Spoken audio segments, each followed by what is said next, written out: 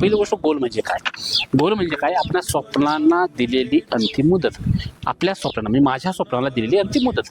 मग आपण ह्याला मुदत दिली पाहिजे. दुसरी गोष्ट, आता गोलचा फॉर्मॅट कसा येतो की त्यामध्ये लिहिलं जातं की बाबा 1 महिन्याचं, 3 महिन्याचं, 6 महिन्याचं, 9 महिन्याचं, 12 महिन्याचं हे गोल लिहिलं जातं. 6 महिन्याचं नाही, त्यामध्ये 1, 3, 6, 9 महिन्याचं नाही आहे, 12 महिन्याचं आहे डायरेक्ट.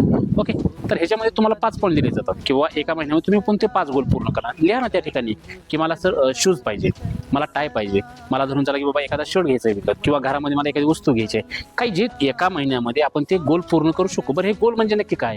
तर आपण ते इन्सेंटिव्ह स्वरूपात कमवलं पाहिजे, ना की आपल्या पगारीमधनं त्याचे पैसे जातात कामा नाही. जर पगारातून पैसे काम जात असतील तर समजून घ्यायचं की आपण आपलं गोल पूर्ण करत नाही, फक्त आपण आपल्या अशा काही गरजा पूर्ण करतोय की ज्या गरजामध्ये आपण आपल्या घरच्यांचा पैसा तिकडे टाकतोय.